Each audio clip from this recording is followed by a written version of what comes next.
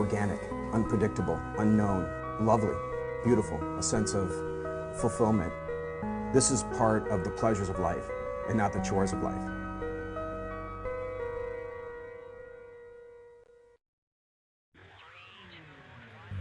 Coming up on Daily Iowan TV, Superstorm Sandy devastated the East Coast. We'll have all the details on the damage left behind.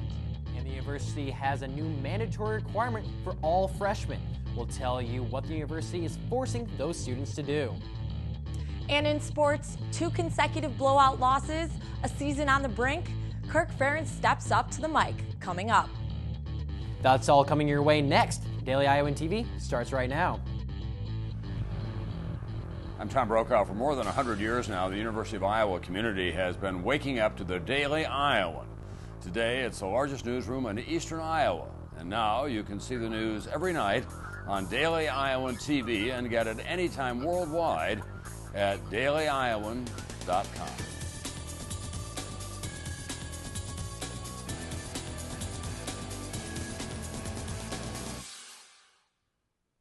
Thanks for tuning into your Tuesday edition of Daily Iowan TV. I'm Ryan Jones. And I'm Alyssa Bergamini. We start tonight with downgraded Superstorm Sandy. Sandy has caused the death of 39 people so far in the United States, and more than 8.5 million people are still without power. We turn it now over to weather reporter Whitney Blakemore to take a look at the damage thus far. Thanks, Ryan. Superstorm Sandy hit the eastern shore late on Monday night. The government is predicting Sandy will cause $20 billion in damage and $30 more billion in the lost business to the East Coast. New Jersey is one of the hardest states being hit in the direct line of the storm. New Jersey Governor Chris Christie said in a news conference that the level of devastation is unthinkable with the flooding and wind damage. In New York City, the death toll is 17 people, and more than 2.3 million people are without power. It is predicted to take more than a week to restore that power. Sandy is predicted to make a turn into New York State tonight. Although winds are weakened to around 45 miles per hour, that can still cause wind and rain damage. We will continue to keep an eye on this very devastating story. Back to you guys. Thanks, Whitney. And in Iowa news, the university is only 2% short of their goal of 88% retention rate. The amount of first-year students deciding to come back to campus is now at 86%. UI officials like to give credit to the increased retention to new programs such as On Iowa and a new survey given to first-year students. The university gave the survey to all first-year students during the 3rd and 5th week of classes. The survey asked about ways to improve their first year in college. This new survey had a total cost of $60,000. All freshmen will soon have to live in the living learning communities in the dorms. These living learning communities group together similar sets of people or students with common goals, such as their majors, in one area of the dorms. In previous years, the living learning communities were an option for incoming students living in the dorms. Now, students will have to rank their top preferences of communities and will be assigned to them by the university.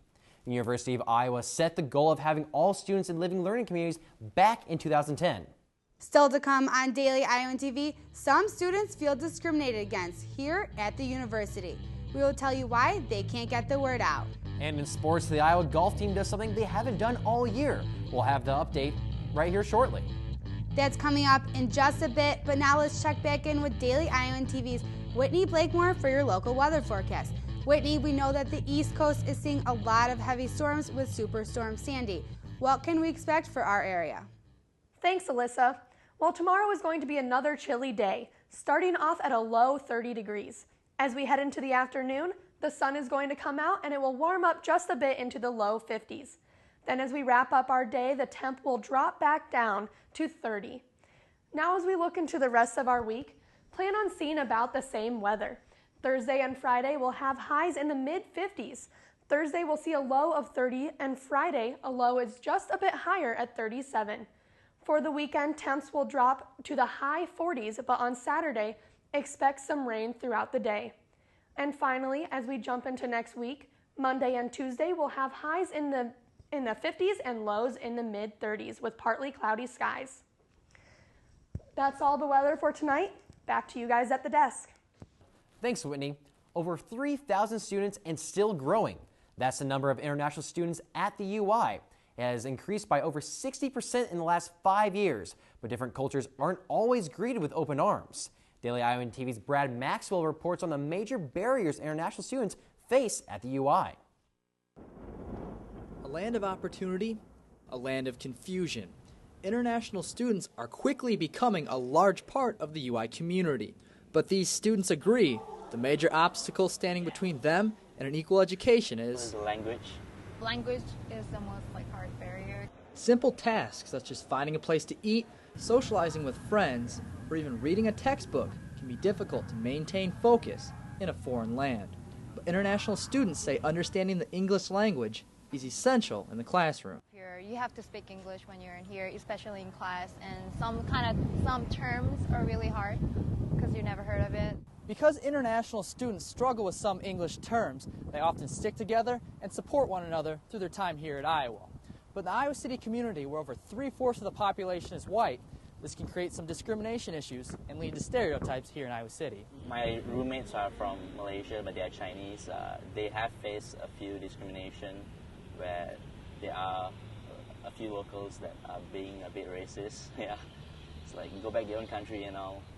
While Singh's international experience has been mainly positive, he noted that the fear of discrimination can prevent other international students from leaving their comfort zone amongst their peers. The problem with international students is that they don't mix with others, they stick with their own group. Like the Koreans make the Koreans, the Chinese make the Chinese. They don't want to mix with the others. Unable to find a common bond between different cultures, Singh is often left at a loss for words. That I got nothing to talk about. It's like there's no media communication. It's like I don't watch basketball or American football. With over 100 different nations represented at the UI, Singh and other international students look to develop a sense of comfort and gain a better understanding of the culture, one step at a time. I'm Brad Maxwell, Daily Iowan TV. International students in need of support are encouraged to check out the OASIS organization at the UI. Project Marrow is an organization here at the university that works around campus educating students about the need for bone marrow donors. Today, Project Marrow teamed up with some MBA business students in the Papa John building to register potential marrow donors. Project Marrow is a student program that works with the National Marrow Donor Programs. Volunteers stress the importance of dedicated volunteers when educating fellow students and staff about the donating process. Unlike other donations like blood and plasma, bone marrow is very limited. This keeps volunteers working extra hard to get as many people signed up to order to help desperate patients in need. It's really their last shot at life.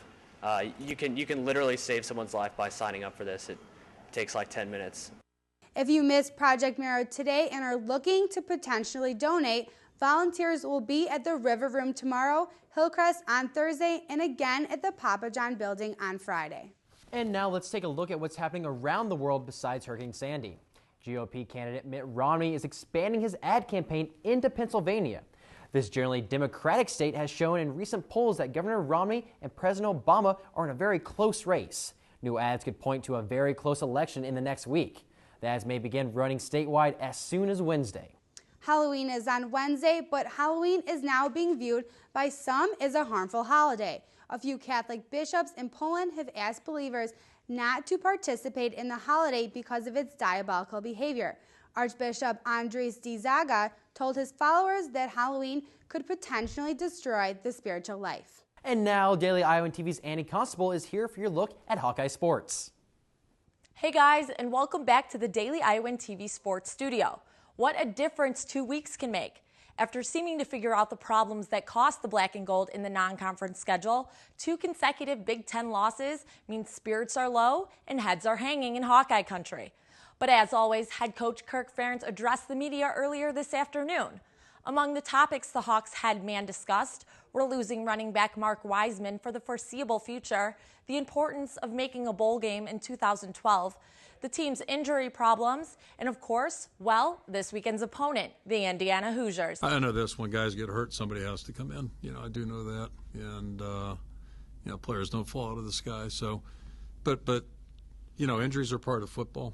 That happens, and I just know this. We have enough to be successful this week, and that's really what I'm worried about. Not only I didn't count how many guys we had on our depth chart, but as we mentioned earlier, the Black and Gold have been plagued with injuries since the start of the season, with multiple preseason starters missing time, forcing Ferentz to list 12 true freshmen on the depth chart ahead of this weekend's trip to Bloomington. Well, Coach, what are your thoughts? We're a team that's lost 2 straight games, and we got 4 to go. So, our mindset, I hope, is that we're going to get ready to play Indiana and go down there and do a good job. And of course, as off topic as these weekly sessions can get, there is a game to be played this weekend. Ferentz addressed both the Hoosiers' offense and defense and the problems each may present against this Hawkeye team. They have really good skilled players. Their line's much improved. I'll start there. Their veteran players are playing well, but they're new guys, and some young guys are really playing really well up front. So they're better there. The running back was good last year. He's still good, and they've got really good guys out there on the perimeter. 2 of them have really good size as well. So it's, they give you a lot of challenges. What would you say the calling card is for for Indiana's defense? I'd say aggressiveness, number one. They really play with a reckless, aggressive attitude, and that's reflected probably statistically. The tackles for losses they have, that type of thing. And they've got some different players. They've got some veteran guys. Some guys have changed positions, but they're really playing with a lot of confidence, and they're playing hard. One of the players that will be in charge of handling that aggressive Hoosier front line will be center James Ferentz. Earlier this afternoon, I caught up with the Hawkeye captain to ask him about exactly that. James, you guys are coming off 2 Big Ten losses. How important is it for you guys to bounce back and be ready for Indiana this weekend? It's always important to bounce back after any tough loss. I think we got good leadership on this team. I think we got a couple of seniors here who are very invested, and not even to exclude some of the other upperclassmen. So I think we got the guys here to turn it around. And in the presser earlier, Coach Ferentz talked about the aggressiveness of Indiana's defense. Do you anticipate that to be a struggle for this offensive team? I expect it to be a challenge. I don't know if I'd call it a struggle. They're front 2 guys. They've played a lot of football. They're talented football players. But, I think we're up for the challenge. I think we got a good group of guys here who will be ready to step up. All right. Well, thanks for your time. Yep. Well, of course, Hawkeye football isn't the only sports news on campus. A couple of quick updates before we head out for the day. How about the University of Iowa men's golf team? The fall squad posted its best 18-hole scores of the season over its first 2 days of the Royal Oaks Intercollegiate Golf Tournament held by both Baylor and Southern Methodist University. Sophomores Ian Vandersea and Joseph Winslow have paced the Black and Gold and sit at 2nd and 11th, respectively. The Hawks' hot start has them sitting in 3rd place out of 14 squads heading into today's final round. And don't forget to tune in to tomorrow when our field hockey beat reporter Cody Goodwin rejoins the set to discuss the upcoming Big Ten Field Hockey Championships taking place right here in Iowa City at Grant Field. Daily Iowan TV Sports will have full coverage of the tournament starting this Thursday and following up each day until the tournament's conclusion this weekend. Well, that's all for us here in sports. Back to you guys at the desk. Thanks, Annie. And only with Daily Iowan TV can you get a sneak peek into Wednesday's pages of the Daily Iowan. Read about the issues that are important to the Asian community for this year's election and how that will affect their vote. And see what House candidate John Archer had to say about a group of Hamburg Inn diners. That's your latest edition of Daily Iowan TV. Be sure to check us out at the same time tomorrow or anytime online at dailyiowan.com. Thanks for watching and have a great night.